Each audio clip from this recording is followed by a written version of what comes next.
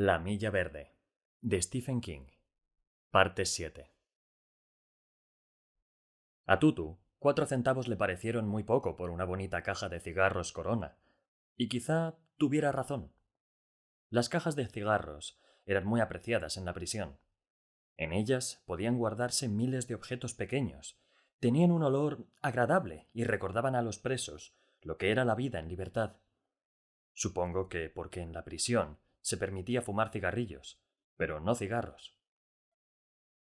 Dean Stanton, que para entonces había regresado al bloque, contribuyó con 1 centavo, y yo con otro. Al ver que Tutu todavía se mostraba reacio a vender, Bruto intentó convencerlo. Primero, le dijo que debería avergonzarse de ser tan mezquino, y luego le prometió que él, Brutus Howell en persona, le devolvería la caja de cigarros una vez que Delacroix hubiese sido ejecutado. Tal vez 6 centavos no sean suficientes como precio de venta de una caja de cigarros. Podríamos discutirlo largo y tendido, dijo Bruto. Pero tienes que reconocer que es un buen precio por un alquiler. El francés recorrerá el pasillo de la muerte en un mes. 6 semanas como máximo. Esa caja volverá a tu carrito antes de que te des cuenta de que allí no está. ¿Y si le toca a un juez de corazón blando y sigue aquí cuando nos entierren a todos? Dijo tú. Pero tanto él como Bruto sabían que no sería así.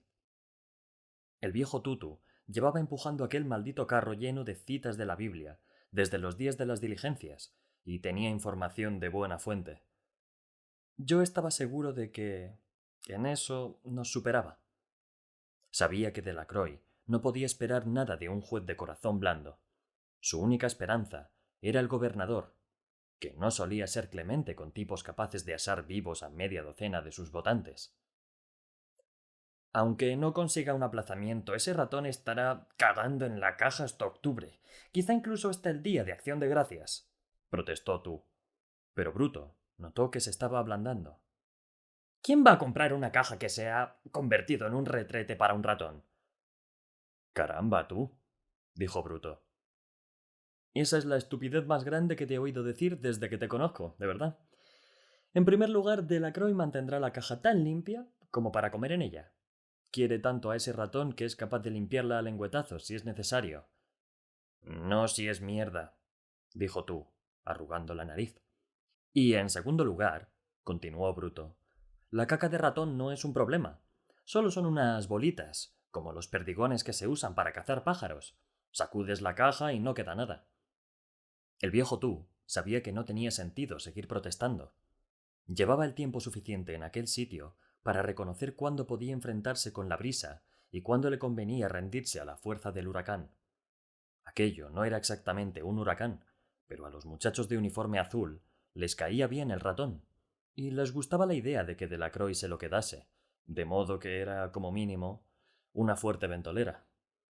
Así que Delacroix consiguió su caja, y Percy cumplió con su palabra. 2 días después, el recipiente estaba forrado con finas capas de algodón robado de la enfermería. Percy se lo entregó personalmente, y yo vi el miedo en los ojos del francés cuando sacó la mano a través de los barrotes. Temía que Percy le cogiera la mano y le rompiera los dedos. Debo confesar que yo también tenía un poco de miedo, pero no ocurrió nada semejante. Nunca estuve tan cerca de apreciar a Percy como aquel día, aunque incluso entonces era imposible pasar por alto la expresión divertida de sus ojos. Delacroix tenía una mascota, y Percy otra. El francés la cuidaría y la amaría tanto como lo pudiera. Percy esperaría con paciencia, tanta paciencia como podía tener alguien como él. Y luego la achicharraría viva. El Hilton para ratones abre sus puertas, dijo Harry. La gran incógnita es si ese cabroncete usará la caja. La pregunta tuvo respuesta tan pronto como Delacroix cogió al ratón y lo colocó suavemente en la caja. El animal se acomodó en el algodón blanco como si estuviera en el paraíso, y aquel fue su hogar hasta... Bueno, llegaré al final de la historia de Cascabel a su debido tiempo. Pronto se demostró que la preocupación del viejo Tutu de que la caja de cigarros acabará llena de mierda de ratón no tenía ningún fundamento. Jamás vi una sola cagarruta allí, y Delacroix afirmaba que él tampoco. ni allí ni en ninguna otra parte de la celda. Mucho más adelante, en la época en que Bruto me enseñó el agujero en la viga y encontramos las astillas de colores, saqué una silla de un rincón de la celda de seguridad y me encontré con un montocito de cagarrutas de ratón. Por lo visto, siempre cagaba en el mismo sitio, lo más lejos posible de nosotros. ¿Y hay algo más? Nunca lo vi mear. Y eso que los ratones son incapaces de mantener el grifo cerrado más de 2 minutos seguidos, sobre todo cuando comen. Como ya he dicho, aquel maldito roedor era uno de los misterios del buen Dios. Una semana después de que Cascabel se instalara en la caja de cigarros, Delacroix nos llamó a mí y a Bruto para enseñarnos algo. Lo hacía con tanta frecuencia que resultaba pesado. Para el pequeño francés, el solo hecho de que Cascabel diese una voltereta sobre la espalda con las patas en alto era una maravilla de la naturaleza. Pero esta vez, lo que tenía que mostrarnos era realmente divertido. Después del juicio, el mundo entero parecía haber olvidado a Delacroix, pero el francés tenía una parienta, una vieja tía soltera, según creo, que le escribía una vez por semana. La anciana también le había enviado una bolsa enorme de caramelos de menta, de esos que en la actualidad se comercializan con el nombre de Canada Mints. Parecían grandes píldoras rosadas. Naturalmente, no se le permitió quedarse con toda la bolsa de una vez, pues pesaba más de 2 kilos, y si se la hubiera comido de una sentada habría acabado en la enfermería.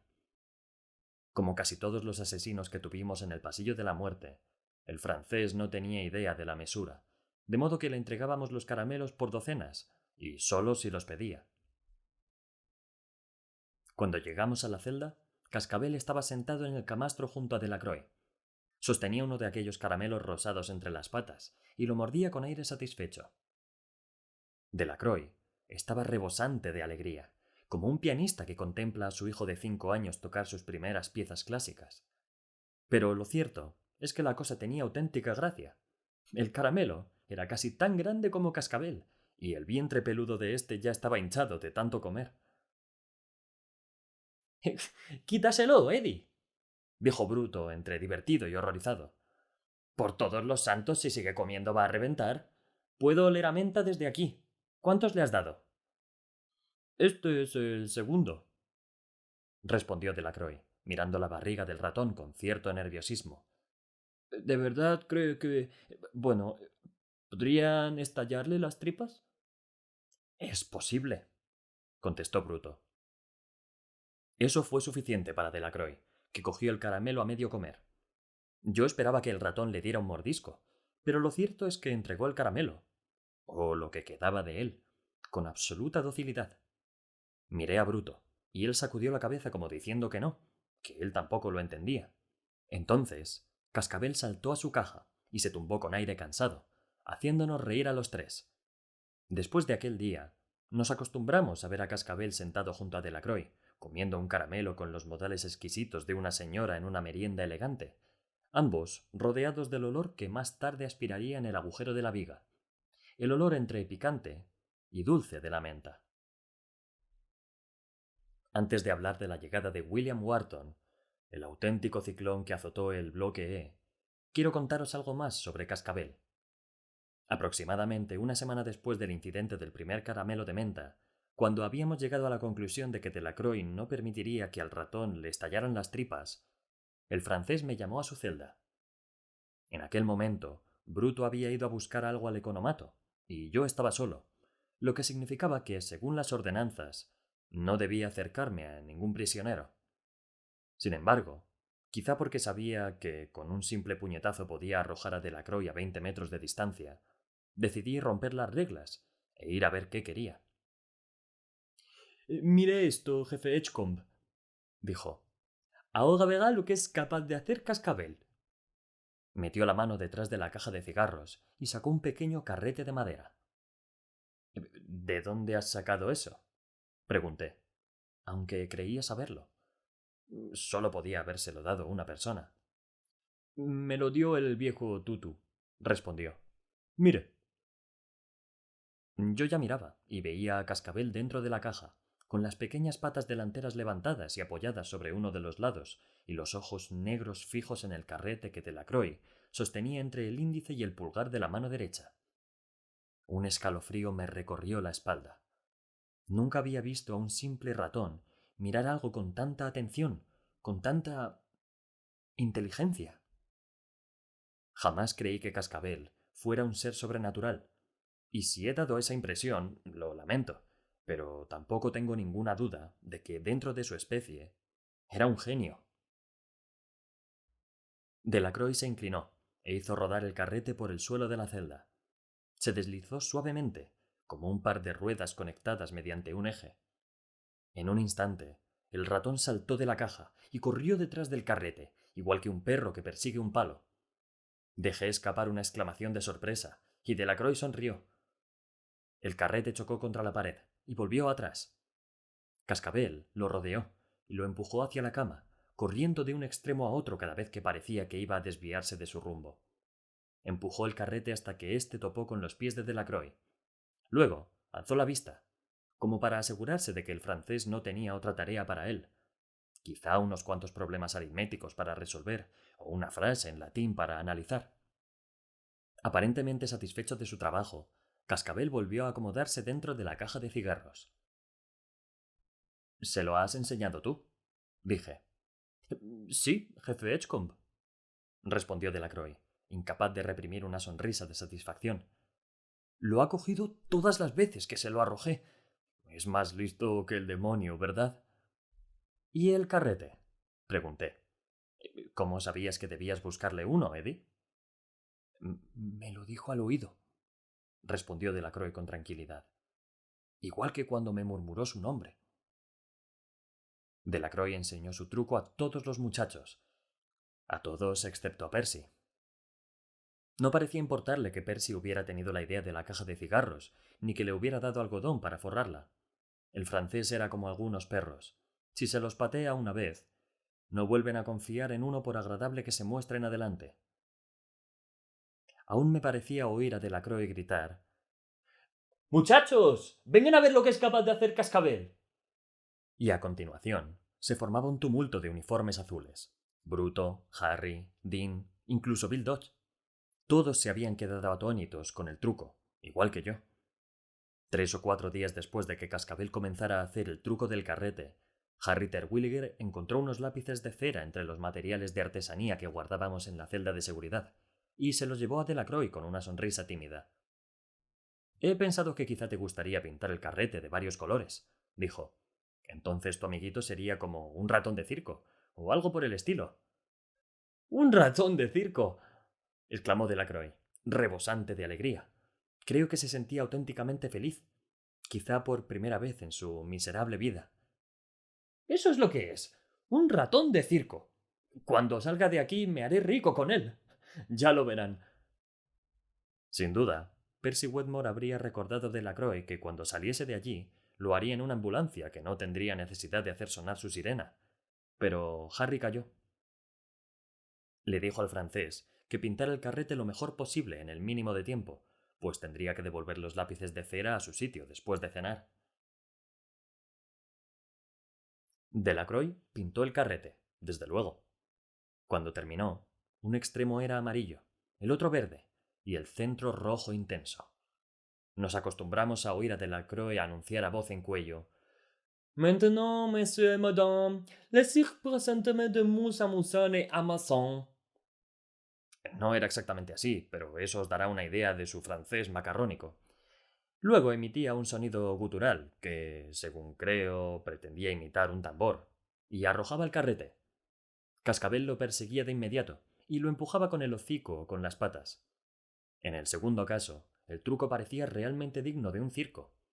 Delacroix, su ratón y el colorido carrete eran nuestro principal entretenimiento en el momento en que pusieron a John Coffey bajo nuestra custodia, y continuaron siéndolo durante un tiempo. Luego recrudeció mi infección urinaria, que había permanecido tranquila durante un tiempo, y llegó William Wharton. Fue como si alguien abriera las puertas del infierno. Casi todas las fechas se han borrado de mi mente. Supongo que podría pedirle a mi nieta, Daniel, que las buscara en los periódicos viejos. ¿Pero para qué? De todos modos, las más importantes, como el día que entramos a la celda de Delacroix y encontramos al ratón sentado sobre su hombro, o el día que William Wharton llegó al bloque y estuvo a punto de matar a Dean Stanton, no aparecerán en la prensa. Tal vez sea mejor que siga como hasta ahora. Al fin y al cabo, supongo que las fechas no tienen mayor importancia si uno es capaz de recordar qué vio y en qué orden lo hizo. Sé que los hechos se precipitaron. Cuando me enviaron los papeles para la ejecución de Delacroix desde el despacho de Curtis Anderson, me sorprendió ver que la fecha se había adelantado, algo que rara vez sucedía, ni siquiera en aquellos días en que no era necesario remover cielo y tierra para cargarse legalmente a un hombre. Según creo, solo eran 2 días, del 27 al 25 de octubre. No me toméis la palabra, pero era algo así, pues recuerdo que pensé que tú iba a recuperar su caja de cigarros incluso antes de lo previsto. Wharton, por el contrario, llegó después de lo esperado. Para empezar, su juicio duró más de lo que suponían los informadores habituales fiables de Anderson. En lo referente a Will Wharton, uno no podía fiarse de nada, ni siquiera de nuestros métodos para controlar a los prisioneros que hasta entonces parecían probados e infalibles. Luego, una vez que lo encontraron culpable, al menos en ese punto siguieron el guión, lo llevaron al Hospital General de Indianápolis para hacerle unas pruebas. Al parecer, durante el juicio había sufrido varios ataques lo bastante graves para que se desplomara y agitara espasmódicamente, pataleando contra el suelo de madera. El abogado de oficio alegó que Wharton padecía ataques epilépticos y que había cometido sus crímenes en momentos de enajenación mental, en tanto que el fiscal sostenía que las supuestas crisis no eran más que la representación de un cobarde desesperado por salvar su vida. Después de observar de cerca los aparentes ataques epilépticos, el jurado decidió que eran falsos. El juez estuvo de acuerdo, pero de todos modos ordenó una serie de análisis antes de dictar sentencia. Solo Dios sabe por qué. Quizá por simple curiosidad. Fue un milagro que Wharton no escapara del hospital. Tampoco nos pasó inadvertida la ironía de que Melinda, la esposa de Moores, estuviera en el mismo hospital al mismo tiempo. Pero no lo hizo. Supongo que lo tendrían rodeado de guardias y que el muchacho aún conservaría alguna esperanza de que lo declararan incompetente a causa de la epilepsia, si padecía algo así. Sin embargo, no fue así. Los médicos no encontraron nada anormal en su mente, al menos desde el punto de vista físico, y William Billy el niño Wharton fue enviado a Cold Mountain. Debe de haber sido alrededor del 18, pues recuerdo que llegó 2 semanas antes que John Coffey y una semana después de que Delacroix recorriera el pasillo de la muerte. El día de la llegada de nuestro nuevo psicópata fue especialmente memorable para mí. Desperté a las 4 de la madrugada con un latido en el vientre y el pene hinchado y ardiente. Antes de poner los pies en el suelo, supe que mi infección urinaria no se había terminado de curar, como yo había deseado. Había experimentado una breve mejoría, pero eso era todo. Salí al retrete para descargar la vejiga. Aquello sucedió al menos 3 años antes de que instaláramos el primer cuarto de baño dentro de la casa, pero cuando llegué a la pila de leña amontonada en un costado de la casa, comprendí que no podía aguantar más. Me bajé los pantalones del pijama justo cuando comenzaba a salir la orina, y aquella meada estuvo acompañada del dolor más intenso que he experimentado en toda mi vida. En 1956 tuve una piedra en la vesícula, y sé que la gente dice que es peor, pero comparado con aquel ataque, ese cálculo fue como una leve indigestión.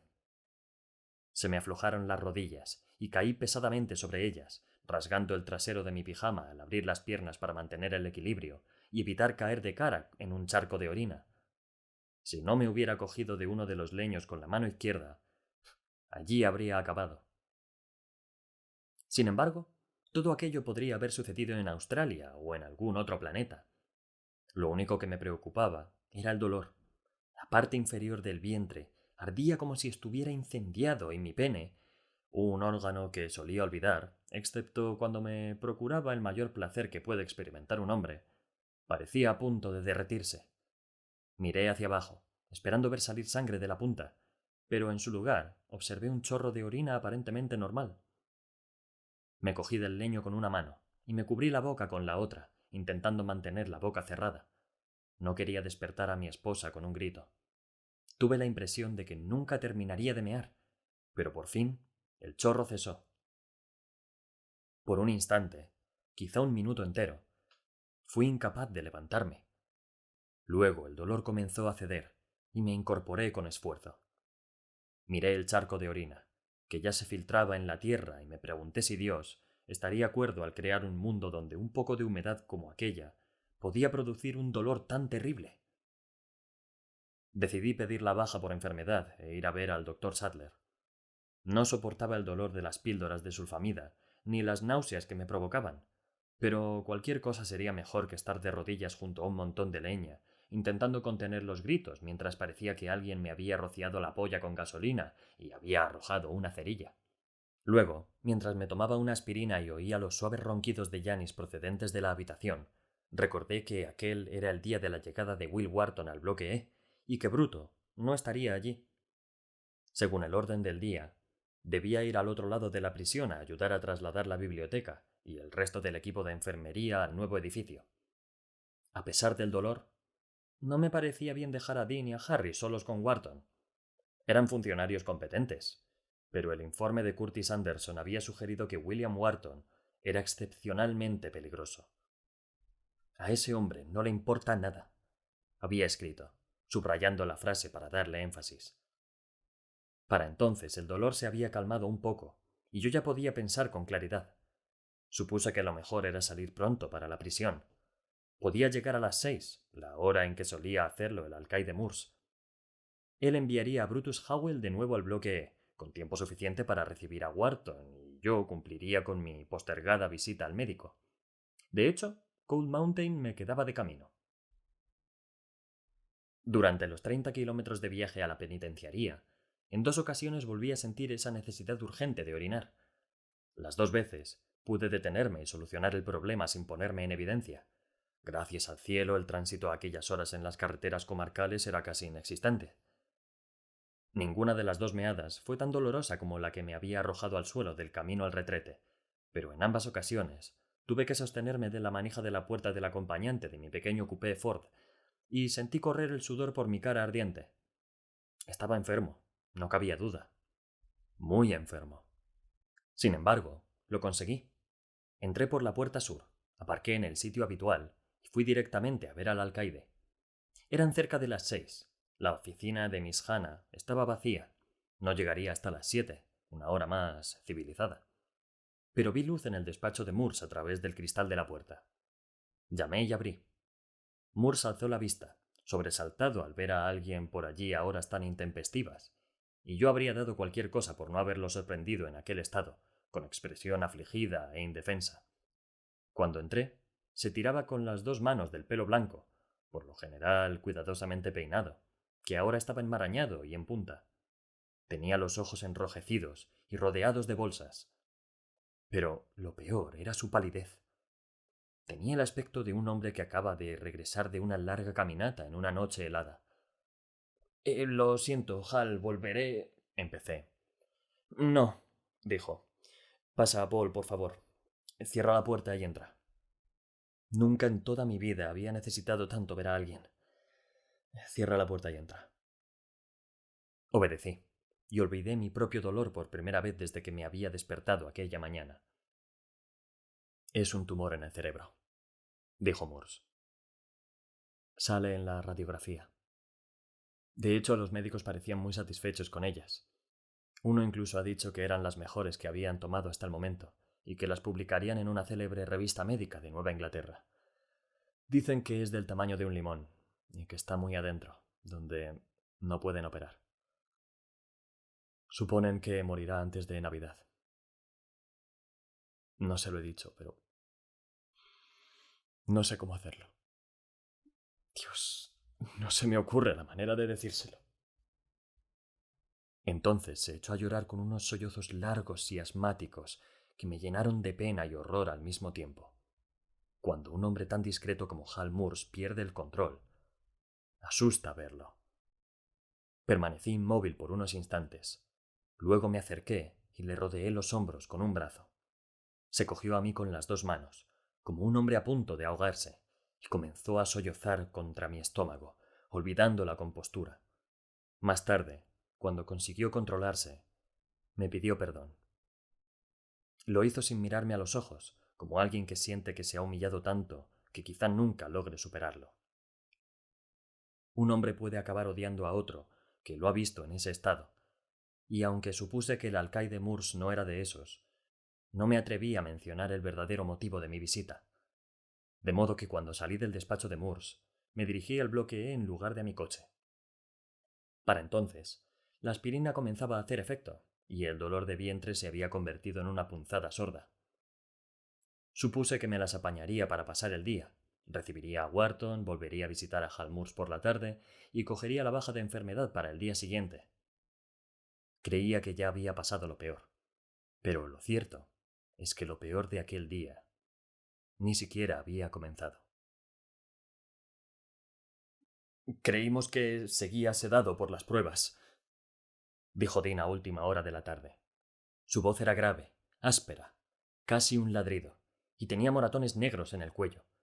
Noté que le costaba trabajo hablar y pensé en decirle que no se esforzara, pero a veces duele más callar. Supuse que esa era una de aquellas veces, y mantuve la boca cerrada. Todos creímos que estaba sedado, ¿verdad? Harry Terwilliger hizo un gesto de asentimiento. Incluso Percy, sentado a una distancia prudencial de los demás, asintió en silencio. Bruto me miró, y por un instante nuestros ojos se cruzaron. Era obvio que pensábamos lo mismo, que las cosas siempre sucedían de ese modo. Todo parecía ir bien, y uno actuaba conforme a las reglas de juego, pero entonces cometía un error y ¡pum! El cielo se desmoronaba. Habían pensado que estaba dopado, lo cual era una suposición bastante razonable, pero a nadie se le ocurrió preguntar si de verdad lo estaba. Me pareció ver algo más en los ojos de Bruto. Harry y Dean aprenderían de su error, sobre todo Dean, que podía haber vuelto a casa en un ataúd. Percy no aprendería nada. No quería, o quizá no podía. Lo único que podía hacer Percy era sentarse en un rincón y refunfuñar porque volvía a estar metido hasta el cuello en la mierda. En total, 7 guardias se habían trasladado a Indianola para hacerse cargo de Salvaje Bill. Harry, Dean, Percy, 2 guardias atrás. No recuerdo sus nombres, aunque estoy seguro de que entonces lo sabía. Y 2 delante. Llevaron lo que entonces llamábamos la diligencia, una furgoneta Ford supuestamente equipada con cristales antibalas, cuya carrocería acababa de ser reforzada con planchas de acero. Parecía un híbrido entre el furgón del lechero y un coche blindado. Harry Terwilliger estaba oficialmente a cargo de la expedición. Le entregó los papeles al sheriff del condado. No Homer Cribus, supongo, sino otro patán como el votado por el pueblo, quien a su vez le entregó al señor William Wharton, un follonero extraordinaire, como había dicho Delacroix. Aunque habían enviado un informe con antelación, el sheriff y sus ayudantes no se habían molestado en ponérselo. Dejaron la tarea para nuestros muchachos, que cuando vieron a Wharton por primera vez en la segunda planta del Hospital General, lo encontraron vestido con una bata y zapatillas baratas de felpa. Era un hombre delgado, con cara pequeña y llena de granos, y una maraña de pelo largo y rubio. El culo, también pequeño y repleto de granos, quedaba al descubierto por detrás de la bata. De hecho, fue lo primero de él que vieron Harry y los demás, pues cuando entraron, Wharton miraba por la ventana hacia el aparcamiento. No se volvió. Se limitó a permanecer inmóvil, sosteniendo las cortinas con una mano, mudo como un muñeco, mientras Harry se quejaba al sheriff del condado de que no le hubieran puesto el uniforme, y el sheriff, a su vez, le daba una clase, como solían hacer todos los funcionarios del interior, sobre cuáles eran sus obligaciones y cuáles no. Cuando Harry se cansó, dudo que haya tardado mucho, ordenó a Wharton que se volviera, y el muchacho obedeció.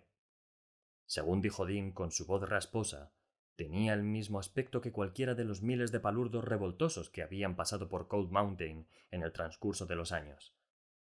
Les quitabas esa mirada feroz y lo único que quedaba era un estúpido con una vena mezquina. A veces, uno también les descubría una vena cobarde, sobre todo cuando se volvían de espaldas a la pared, pero, por lo general, no había otra cosa en ellos que maldad y ganas de bronca. Más maldad y más ganas de bronca. Hay gente que ve algo noble en personajes como William Wharton, pero yo no soy uno de ellos. Una rata también pelea si la arrinconan. Según dijo Dean, la cara de aquel hombre parecía tener tanta personalidad como su culo lleno de acné. La mandíbula caída, los ojos distantes, los hombros encorvados y las manos laxas. Daba la impresión de que le habían inyectado una buena dosis de morfina y estaba tan aturdido como una persona drogada. Al llegar a este punto, Percy hizo otro gesto de asentimiento. «Ponte esto», dijo Harry, señalando el uniforme que estaba a los pies de la cama. Lo habían quitado del envoltorio marrón, pero aparte de eso nadie lo había tocado. Seguía doblado como cuando estaba en la lavandería de la prisión. Unos calzoncillos blancos asomaban por una manga y un par de calcetines del mismo color por la otra. Wharton parecía dispuesto a obedecer, aunque era incapaz de hacerlo sin ayuda. Consiguió ponerse los calzoncillos, pero cuando llegó a los pantalones, intentó poner las dos piernas en el mismo agujero. Por fin, Dean decidió ayudarlo. Le pasó los pies por el sitio indicado, subió los pantalones y abrochó la bragueta. Wharton permaneció inmóvil, sin intentar cooperar. Miraba al otro lado de la habitación con expresión ausente y las manos laxas, y a ninguno de los presentes se le ocurrió que podía estar fingiendo. No es que tuviese la esperanza de escapar, al menos eso creo yo, pero sí de organizar la mayor cantidad de problemas posibles en cuanto se presentara la ocasión. Se firmaron los papeles, y William Wharton, que en el momento de su detención se había convertido en propiedad del condado, pasó a ser propiedad del Estado. Lo condujeron por la escalera trasera, a través de la cocina del hospital, rodeado de uniformes azules. Wharton caminaba con la cabeza gacha y las manos de largos dedos colgando a ambos lados del cuerpo. La primera vez que se le cayó la gorra, Dean se la puso. La segunda vez, él mismo se la metió en el bolsillo trasero del pantalón. Tuvo otra oportunidad de crear problemas cuando lo metieron en la diligencia y lo encadenaron, pero no lo hizo.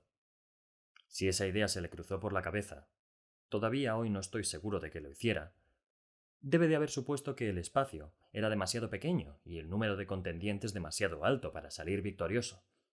De modo que le pusieron las cadenas, una entre los tobillos y otra, demasiado larga, según se descubriría más tarde, entre las muñecas. El viaje hasta Cold Mountain duró 1 hora. En todo ese tiempo, Wharton permaneció inmóvil en el asiento de la izquierda del furgón, con la cabeza gacha y las manos esposadas, colgando entre las rodillas. Harry dijo que de vez en cuando murmuraba algo, y Percy salió un instante de su enfurruñamiento para añadir que le caía la baba por encima del labio inferior, gota a gota, hasta formar un charco a sus pies, como un perro con la lengua fuera en un caluroso día de verano. Entraron en la penitenciaría por la puerta sur y se dirigieron al aparcamiento, supongo que pasando junto a mi coche. El guardia de servicio abrió la enorme puerta que separaba el aparcamiento del patio de ejercicios, y la diligencia entró en el recinto. No había muchos presos en el patio, y la mayoría trabajaba en el jardín. Debía de ser época de plantar calabazas. Condujeron directamente hacia el bloque E, y se detuvieron. El conductor abrió la puerta, dijo a los guardias que había sido un placer trabajar con ellos, y comentó que llevaría el furgón al taller para cambiarle el aceite. Los guardias de refuerzo siguieron en el vehículo, y los dos que iban sentados atrás, ahora con las puertas abiertas, se alejaron comiendo manzanas. Así pues, Dean, Harry y Percy se quedaron solos con el prisionero encadenado. Debería haber sido suficiente. De hecho, lo habría sido si no se hubieran dejado engañar por el esquelético muchacho con cadenas en las muñecas y en los tobillos.